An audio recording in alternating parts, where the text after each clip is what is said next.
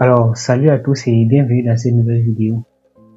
Dans cette leçon, je compte vous apprendre à dimensionner une semelle filante en T renversé.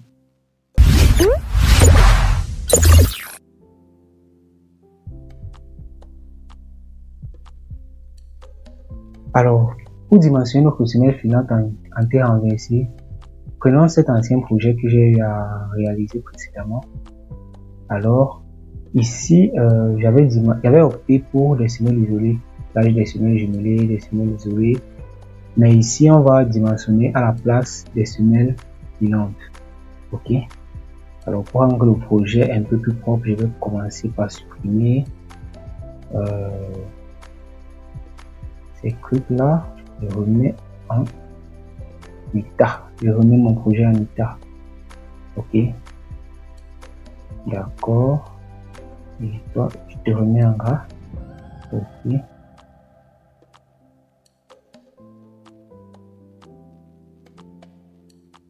J'applique. Ok. Pour dimensionner notre semelle filante, premièrement, nous devons déterminer où est notre charge axiale maximale ou encore NU sur notre bâtiment. Quel poteau porte la charge maximale? Ok. Alors, je vais d'abord venir là pour bien différencier mes éléments. Ok. Fermé. Attribut. Bas. Reflet légendaire. D'accord. Alors, pour déterminer mon poteau le plus chargé, je mets d'abord la combinaison la plus grande. Ensuite, je viens dans le résultat. Cartographie des barres tout d'abord. Vous sélectionnez un Fx, qui est la composante axiale maximale sur les poteaux. Alors, vous venez là dans la échelle. Ok, rassurez-vous que c'est le modèle simplifié, la palette de couleurs simplifiée que vous avez sélectionné. Vous normalisez et vous appliquez. Là, vous pouvez sélectionner un croquis des profilés ou bien voir les couleurs. Ensuite, on vient là. Ok, ça c'est pas très important. Je reviens là dans le résultat, cartographie des barres. D'accord. Je prends la force axiale Fx. D'accord. Ça, pas très important. Et ici, vous venez dans paramètres, vous cliquez sur texte. D'accord. Extrême globaux. Vous pouvez cliquer là sur différencier et uniforme. Vous appliquez. Alors, vous fermez. Alors, une fois ce petit procédé terminé, nous pouvons là regarder quelle est la charge maximale de notre bâtiment. Alors, nous remarquons que nous avons 594,64 kN et notre charge axiale maximale. Alors, ça veut dire que c'est sous ce poteau que nous allons dimensionner notre semelle filante. D'accord? Ok, je vais tout d'abord commencer par supprimer ce type de fondation. Ici, c'était des semelles isolées. Alors, pour cela, je reviens là en ligne de construction, en plan. Je reviens en plan. D'accord? Je sélectionne toute cette semelle. Là, je les supprime tout simplement. Ok.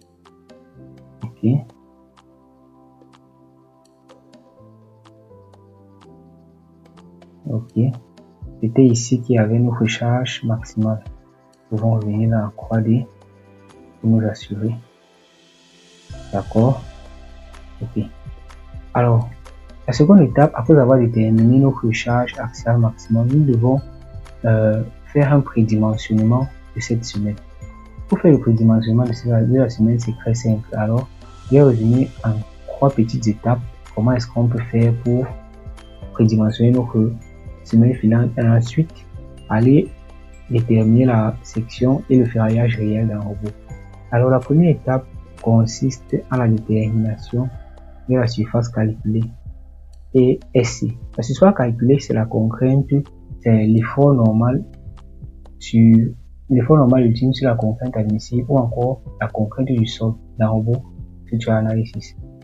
Alors, pour notre projet, nous avons trouvé une charge de 597,64.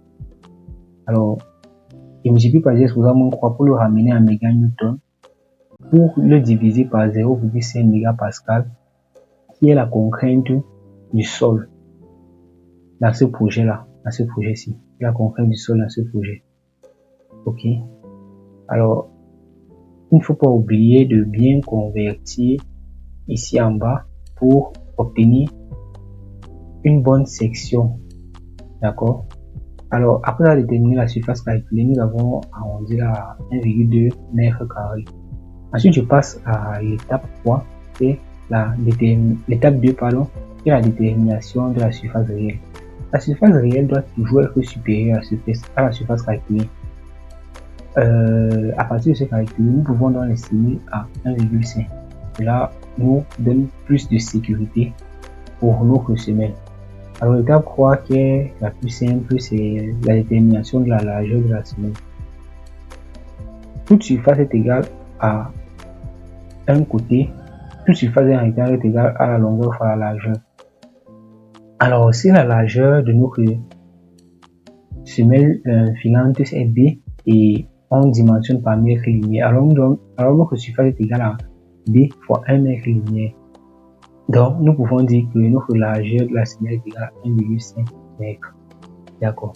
Une fois cela fait, nous pouvons retourner dans notre fichier AutoCAD, robot, pardon. D'accord. Je sélectionne ça. Je peux revenir là en 2D. Okay. Voilà.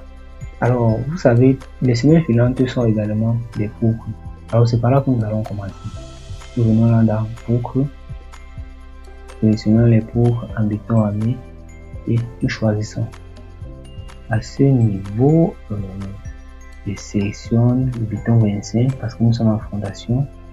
Alors, notre largeur, on la prend à 1,5 mètre qui est encore 150 cm. D'accord.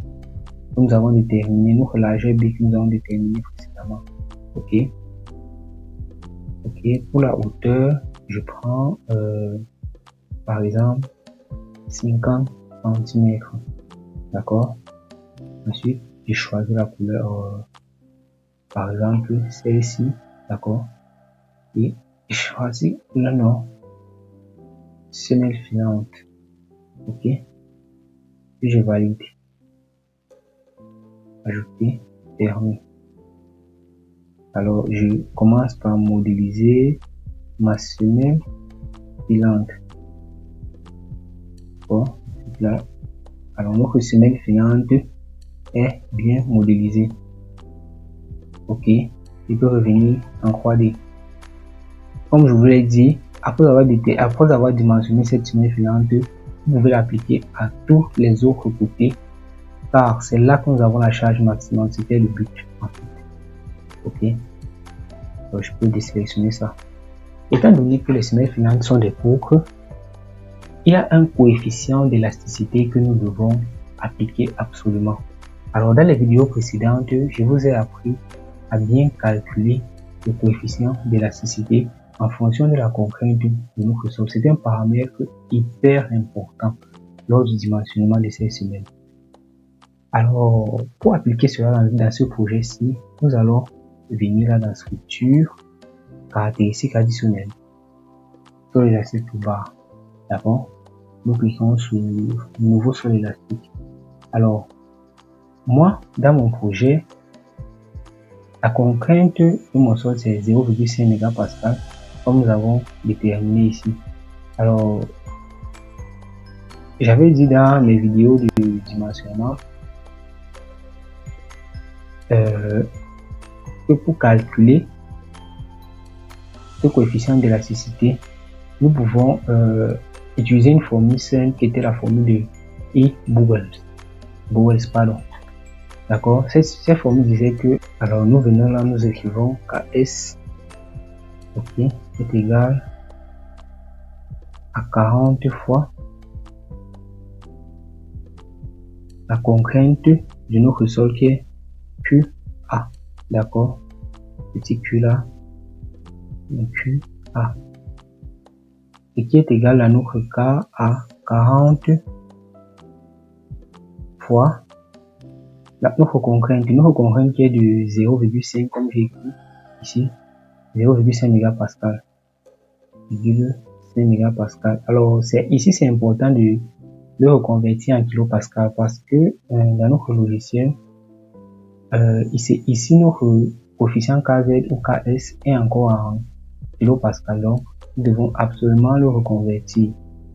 On fait 0,5 fois 10 exposant croix. D'accord, 10 exposant croix.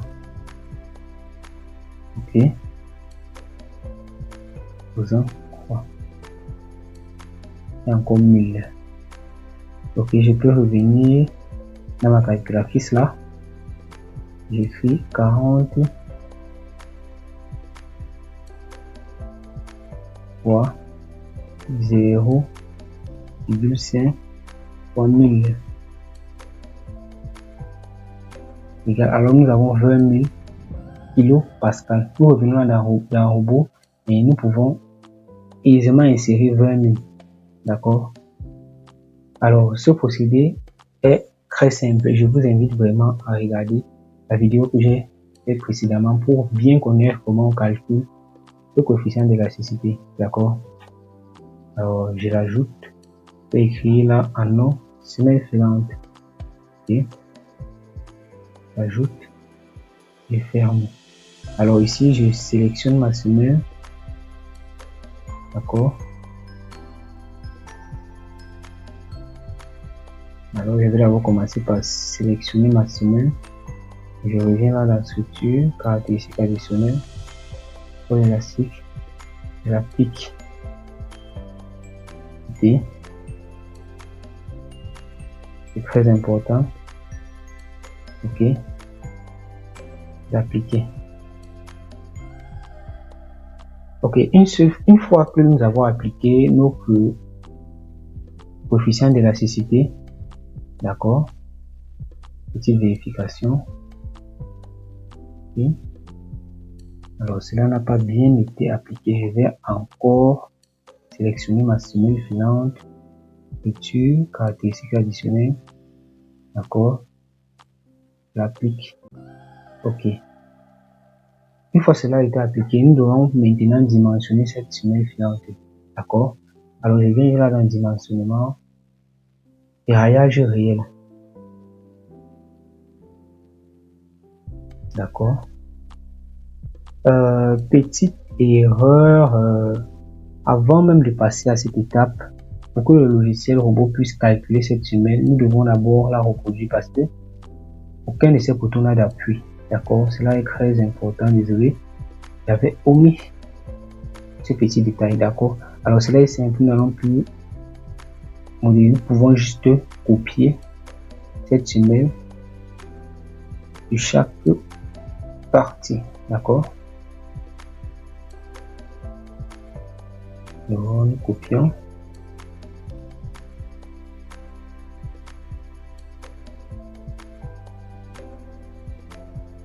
Je copie sur chaque partie de mon bâtiment. Ok.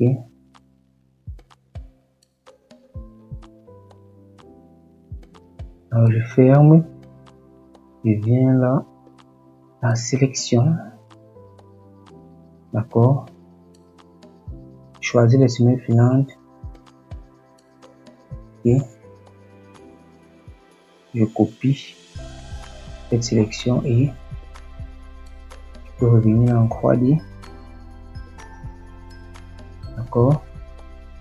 Je reviens dans structure pour appliquer mon coefficient d'élasticité. Ok. Applique. Ensuite je ferme. Ok. Je dois maintenant lancer mon calcul. D'accord. Ok. Je reviens là sur ma semelle la plus chargée, c'est elle que je vais dimensionner. D'accord. Dimensionnement. Ferraillage réel des éléments. Ok.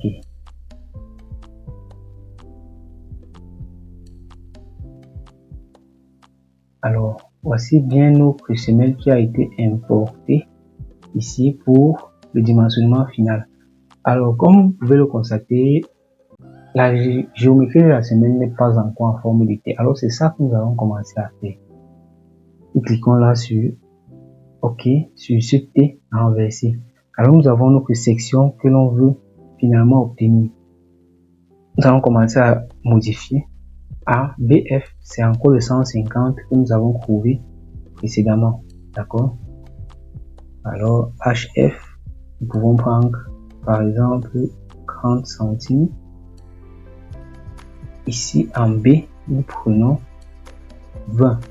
20 qui est encore la largeur de notre amour aussi.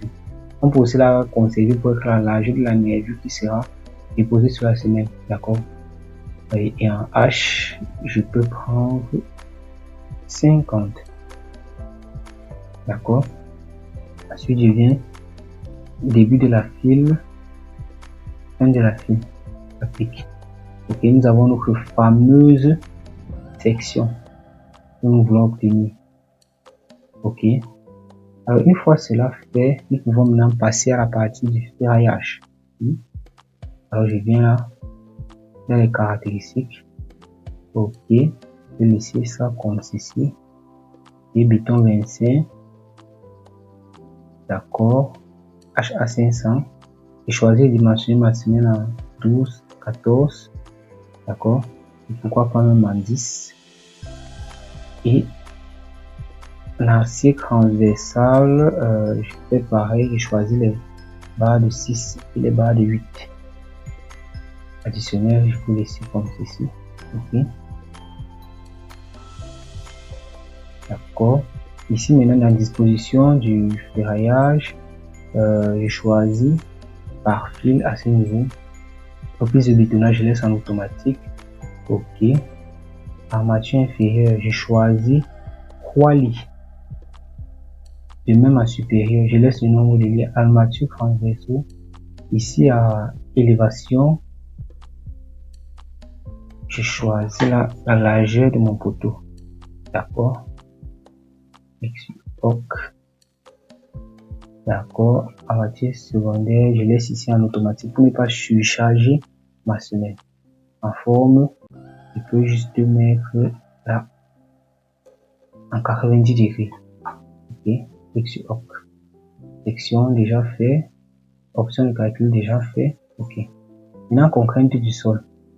Pour la contrainte du sol, dans les paramètres généraux, je peux prendre pour le coefficient de sécurité au glissement 1,5 pour plus de sécurité.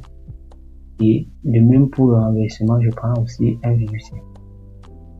En contrainte, je choisis la méthode pressionnétique des contraintes. Alors nous avons notre contrainte admissible qui est encore la contrainte ultime dans le robot. Alors si votre rapport géotechnique vous donne la contrainte à l'ULS et à l'ULI, vous devez absolument la sélectionner là et repartir au niveau du calcul du coefficient d'élasticité pour refaire un autre calcul là, car ça sera différent à ce moment-là. D'accord? Alors vous devez vraiment regarder précédente vidéo que j'ai réalisée. Alors notre contrainte est de 0,5 mégapascal conformément au rapport. D'accord? Et je clique sur OK. D'accord? Une fois tous ces petits paramètres terminés, avant de lancer mon calcul, je peux venir là dans l'analyse, paramètres du dessin. D'accord? Je sélectionne les éléments que je voudrais voir apparaître sur mon plan de ferraillage. D'accord? Alors je clique là sur longueur. Ok.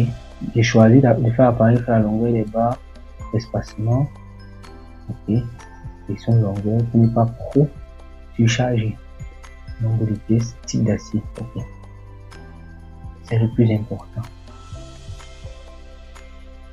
Ensuite, je peux aisément lancer mon calcul. Ok. Viens là sur calculer, générer le dessin. D'accord. Ok. Alors voilà notre semelle qui est complètement dimensionnée. Ok. Ok. D'accord. Ok, c'est tout pour cette vidéo. Ici, nous avons appris à dimensionner très simplement une semelle filante. Alors, N'oubliez pas de vous abonner, de cliquer sur le bouton j'aime et d'activer la cloche de notification. Je vous dis à bientôt dans une nouvelle vidéo. À très vite.